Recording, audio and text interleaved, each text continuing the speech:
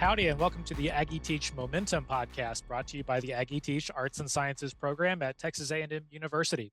I am your host, Kendrick Davies, former high school physics and astronomy teacher and current program manager for Aggie Teach Arts and Sciences.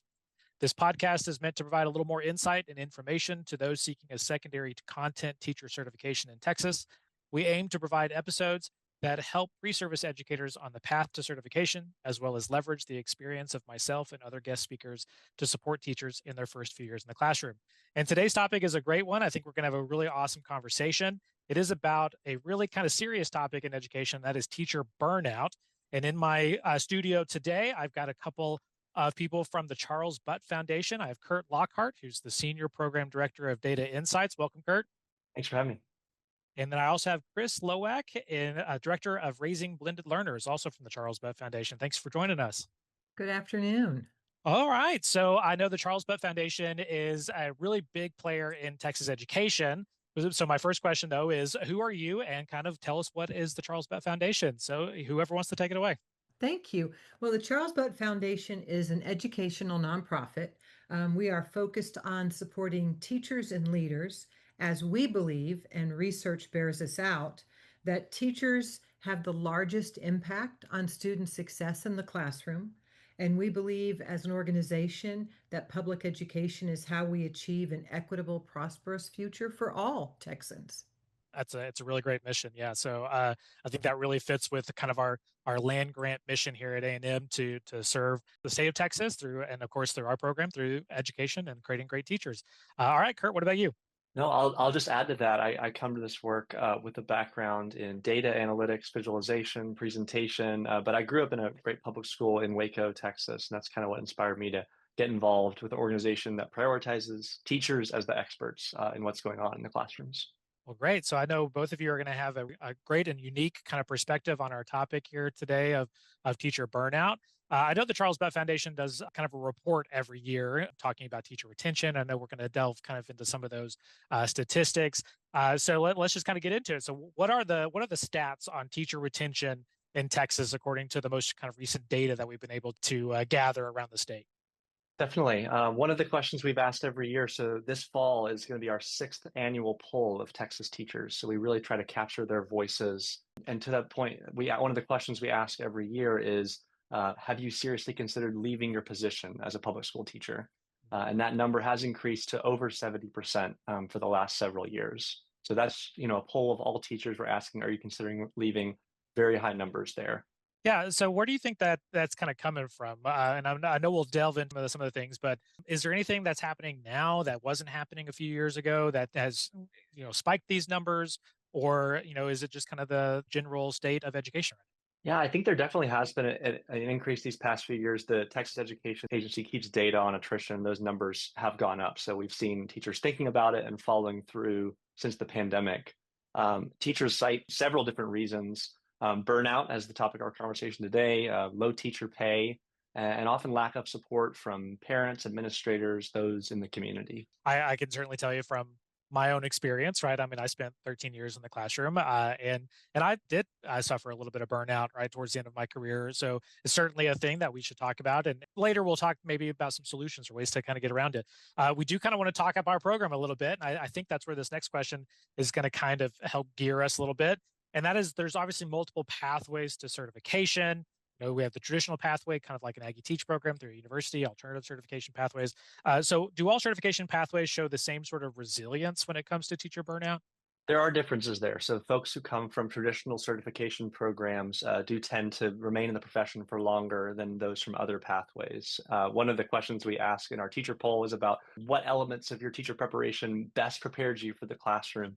And teachers are citing things like having mentorship, classroom experience, time to observe other teachers. So a lot of the components of the traditional university-based program are very important to teachers for their preparation. Yeah, we talk to many students who come through our office, and sometimes they come to us a little late, right? In their senior year, they're thinking, oh, maybe I want to be a teacher. And we're like, I wanted to talk to you 2 years ago. But we talk about alternative certification programs as being a method of becoming certified as a teacher. I've heard that, past a certain point in a career, traditionally certified teachers and alternatively certified teachers start becoming roughly the same? Like it's hard to tell the difference between like something like after 3 years. Can either one of you speak to that? Well, I can speak personally. I was a principal for 6 years, and before that, an assistant principal and academic dean. So I did 30 years in the public ed space. And I would say that where I, as a principal, started to see that difference was anywhere from the 3 to 5 year mark.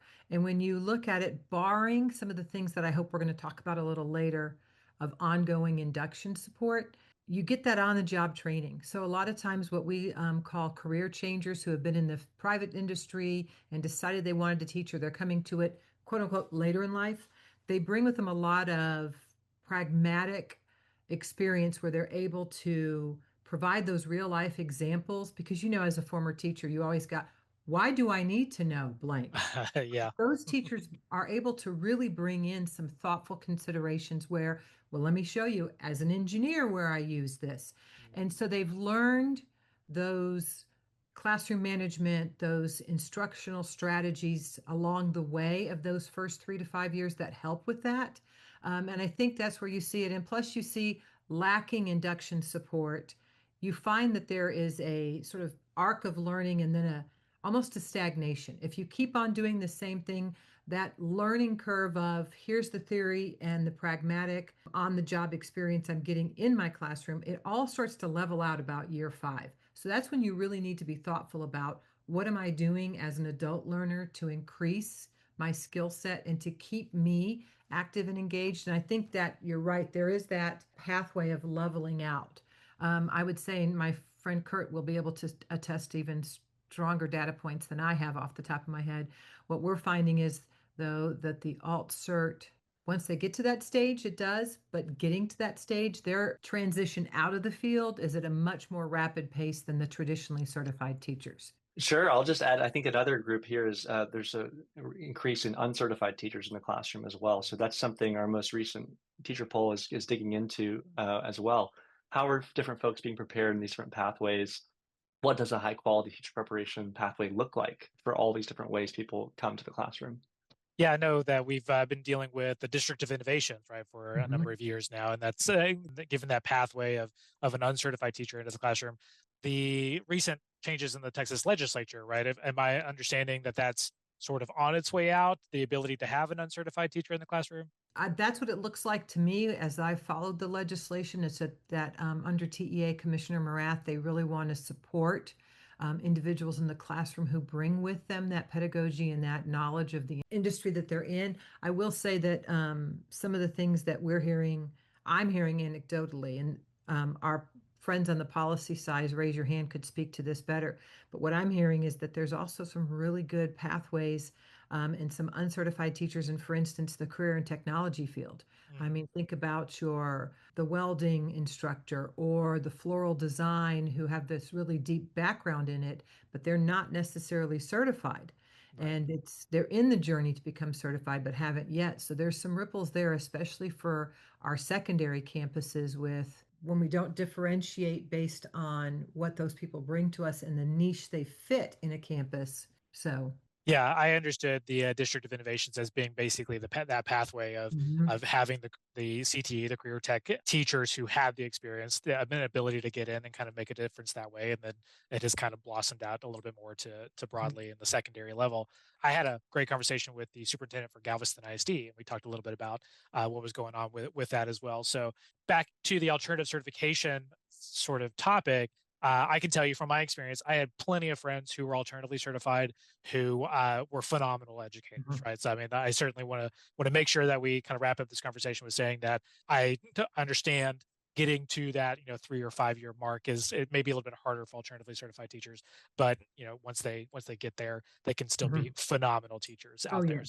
So yes. let's talk about some of those great teachers out there, and especially ones that have shown resilience through this difficult time in education. To y'all, what are some examples of resilience that you've seen from the field among teachers? I will tell you, I see it all the time. And one of the things that we have a team within the Charles Butt Foundation, our marketing team, that tell beautiful, thoughtful stories of impact and their voices from the field.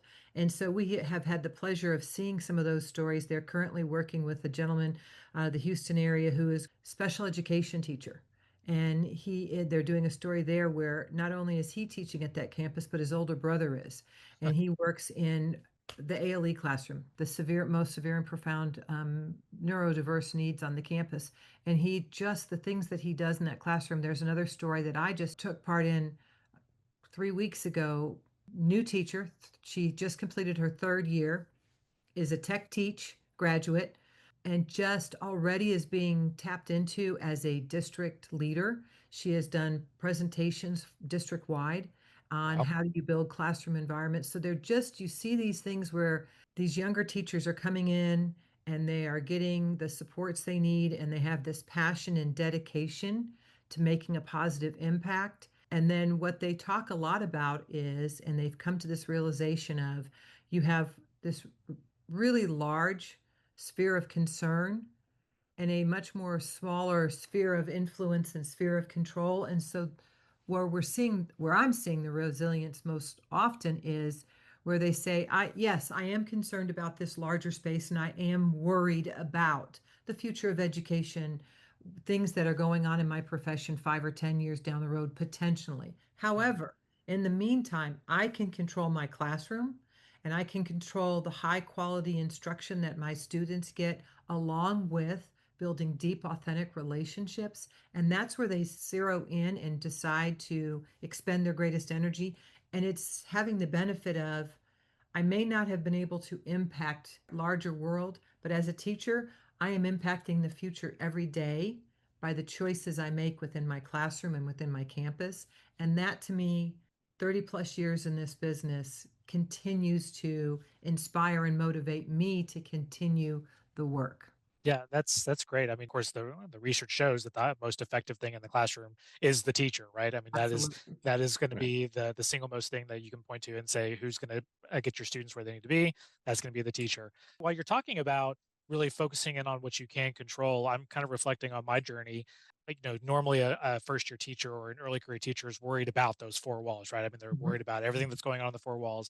And as you grow as a teacher, your outlook starts to broaden a little bit. You start to see what's going on in your school. You start to see what's going on in your district. I myself became the president of a science teachers association here in Texas, and I kind of feel like that. Yeah, the more you see that's going on outside of your classroom, the more you're kind of almost burdened with that sort of knowledge. Kind of a double-edged sword there, but you also have the sphere of influence to be able to make changes in those Absolutely. areas too. So I really like that idea of really only focusing on what you can control and not broadening your view too early, I guess is a good way of putting that. But I think that you're right too, that as they get confident in what they know as an educator, as a professional, that they can begin to expand and to your point, do they become the team lead or the department chair, where they're modeling and coaching and supporting their colleagues on their campus? And then that becomes, as you know, 13 years in the space, you know that what happens is when the principal or when the content leader at the district level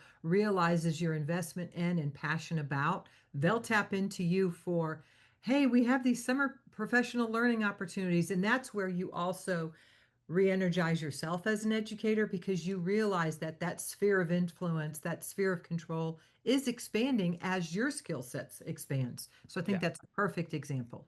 Yeah, it's great, and you're right. Those professional development, especially content specific professional development, were the places that I got reinvigorated. I got to hang out with my people and got to talk about the stuff that we were passionate about. So that's great. Yeah, going off of that, that's one of the, just kind of another point to that. One of the reasons teachers say they remain in the profession, we ask them every year, what are some of the factors keeping you? One of the top things they cite is colleagues and coworkers. That's encouraging them to remain in the profession. So we look at a lot of quantitative data from these hundreds of teachers, but a lot of the qualitative data is these quotes of teacher after teacher saying, this teacher that has the community I've built, the solidarity I feel, the respect, that's what keeps me in the classroom as well. We call that our tribe. You got to find your people, right? That's your Right. tribe. And I'm still in several group text message chains from even the first place that I taught, 10 years ago. So you make lifelong friends, and I completely echo that sentiment of your colleagues being one of the factors that can kind of keep you in place and make you enjoy your job. So back to that kind of research, what does the research show as the main reasons why teachers feel burnout or leave the profession? There's several different reasons that teachers cite. One of the top ones is low teacher pay. That's often cited. We asked a question this past year of, do you feel you're paid a living wage? And 77% of teachers said they do not feel they're paid a living wage. A lot of our teacher polls have shown many teachers working second or third jobs to make ends meet. That that is definitely a top reason. But there's also a lot of other reasons at the campus and district level that teachers cite, things like having a positive work environment, getting support from admin on interactions with students and parents. Those are some of the top reasons the research find that we found. Yeah, I can certainly echo the administration part of that. I mean, Mhm. your admin will make or break a campus, and we obviously tell our students that interview that you go on is a two-way conversation. That's actually one of our other episodes here on the podcast, and that you're feeling them out as much as they're feeling you out. You got to make sure you try to find the right space for you and the right administration for your campus. I'll be honest, the teacher pay side of things kind of surprises me a little bit, only because my own personal experience, I don't think I've ever really experienced that idea of not being paid a livable wage. Do I necessarily feel like I'm being paid my worth? Maybe not, but I don't know if I've ever been in that situation of livable wage. So that statistics kind of surprises me a little bit. Has that been sort of constant through the last few years, or is that a recent sort of development about teacher pay? It's been a consistent finding. I think the impact of inflation has obviously been felt by all of us, but one of the stats that we found is that teacher pay has not kept up with inflation across many districts, and so perhaps it's worsened even more recently. Sure, I can see that.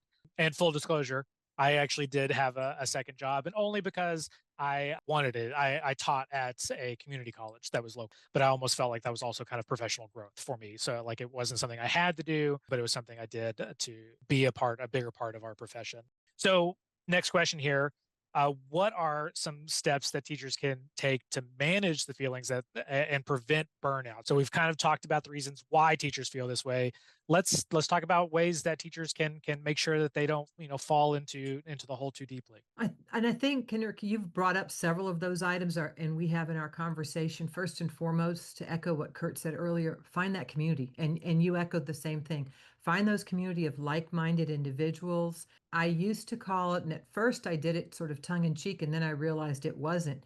I say it's your support network, that tribe that I called it my pod of people who were, sometimes it's that phone call in the morning on your way to school going, okay, so this happened. That was wild, right? So you just get that sort of confirmation and affirmation of, yes, that was something out of the ordinary. So when you have that community who you can rely on and who can rely on you for that kind of support, that health and wellness support, because this is a very labor intensive profession that we've all chosen to be part of. I will also say one of the things that I have just noticed in the last 15 years that when I started my career was not present is districts are getting very strategic and intentional about the professional learning. They're doing such a good job for the vast majority of them with personalizing that learning field for a teacher, so that I will tell you, my daughter is at the end of her 5th year of teaching. She's a special education teacher in a nearby district, and they call it Comal U. They offer it multiple times throughout the summer. They have so many hours that they have to acquire each summer, but she is picking and choosing. It's very rare where she gets told, you must go to this professional development. Some of them, because of her teaching field, she does some of the special education trainings and certifications that she has to have, but also ways that she was in a GT training yesterday that she just really got lots of great strategies on. So they're building the community, the personalization and the differentiation that districts are doing around professional learning. I think that's hugely helpful. Mentoring, as Kurt mentioned, find somebody who's going to help you be better. And it doesn't have to be the 30-year veteran down the hallway. It could be someone who's just got a couple years on you, but you really resonate with their teaching philosophy. Find that person who is going to push you to be a better version of yourself professionally. I think some of the other things we've touched on is getting comfortable with saying, I am concerned about blank, but I can control and influence this smaller fear. And that's just a good adult strategy. I think one of my favorite things as a former principal, therefore a hiring manager, is what you touched on, Kenrick, about you're interviewing that campus as well. Right. So ask the question of the principal. I think you should ask every time you are interviewing, How will you help me as a new teacher acclimate and be successful on your campus? What are your processes? And if that principal doesn't have a ready answer, that gives you an indication of the support that the thoughtfulness that goes into that support. I think another great question is, what do you do to create community among your students and your families? So Good just question. really doing those parts about, if academics are priority, absolutely. We want everybody to be a successful, literate citizen of Texas and of the United States. But if you don't have some physics clubs, so those kids who love it, or nowadays esports, Right. if you don't create those opportunities for a child to be connected beyond the academic reach, I think that's core. So these are things that they're doing across the board that I see these really thoughtful districts and campuses with really strong instructional leaders. This is the difference. Yeah, I can talk about like mentoring. I don't know if my first year, I'm thinking about my own first year in the classroom, whether or not the district that I was a part of really had a robust mentoring program. And I would say, no, I don't think they did. I had an assigned mentor. Luckily, it was an assigned mentor within my content area. So not just science, but actually physics. But that particular person had been there for a long time and had their own ways, and they weren't necessarily the ways that I wanted to do. So Mhm. I spent more time reflecting on what I didn't want to do rather than what I did, which I think made me grow as an educator. But it was, one of those things that I took it upon myself to make sure that I grew rather than, being fostered from a mentor. And I know there's districts around Texas that will actually mentor not only the first year but also the second year. Why is it important to mentor a teacher for multiple years in their early career rather than just the first? I think for me, the research I've always done shows that there is sort of a natural arc of achievement that new teachers have that first, second, third year. When I first started, they always said, don't smile till Thanksgiving. Right. Terrible role. But then your first year, you don't know what you don't know. And then your second year, you react to it. And then you really hit your stride about the third year. Well, that mentoring and that induction support that really, I'm seeing some examples of where it goes for the first 5 years is it's a scaffolded approach that you allow. So some of the questions you have your first year, like frankly, how do I make the copy machine work? That's a valid question if you're It a first is. year teacher. But then you go beyond that to, I have a class with very diverse needs, and I am used to this level of accommodation and support for students. But I have 3 children in this class who came to me late in the year and they have these learning needs or these language needs, and how do I meet them? So that mentor who continues to walk that path with you is the one who's going to help accommodate that. I will say a lot of districts had been employing and are employing instructional coaches who that is their focus. They are supposed to scaffold, and they do scaffold the very best ones, their support based on what they see as the needs of the teacher they're working with in the moment. And that's based on observation and feedback. So those loops are hugely important. And if you don't have that, put a video camera up in your classroom and watch yourself later. And that's some really great learning that you can get on your own. Yeah, one of the best sort of reflective cycles that I went through with an instructional coach was recording yourself and taking a look at it. In fact, I have the book that we followed, The Impact Cycle, right here. So, yeah, that's all real great information. And I'm hoping that as teachers, early career or pre-service, are listening here, they're getting the idea that yes, this is a tough job, and those feelings that you experience are very much normal for the job, but that doesn't necessarily mean it's all doom and gloom, right? I mean, there's ways that we can feel our impact and make a difference in the space that we have the influence to make a difference and control what's only in your sphere of influence, and then not worry about the stuff that's outside the sphere of influence. If listeners want to learn more from you or the Charles Butt Foundation or teacher burnout in general, where can they find more information online? Definitely. Our website is charlesbuttfdn.org, and we have information, all of our research from past years. You can explore that data and also learn about our programs that we conduct across the state, trying to improve the quality of public education, support teachers. I think maybe I'll try to link maybe the last teacher poll with this podcast. That way it'll be right there for our listeners. So if you're listening, take a look for the link. And that is all the time we have today. Thank you, Kurt and Chris, for coming in and sharing your research and your thoughts about teacher burnout. The Aggie Teach Momentum podcast drops every 2 weeks, so make sure that you are looking for the next episode on Spotify. We're linked on the Aggie Teach Arts and Sciences website. For more information, you can visit our program website at aggieteachartsci.tamu.edu. That is aggieteach, ARTSCI.tamu.edu. Thanks and gig 'em.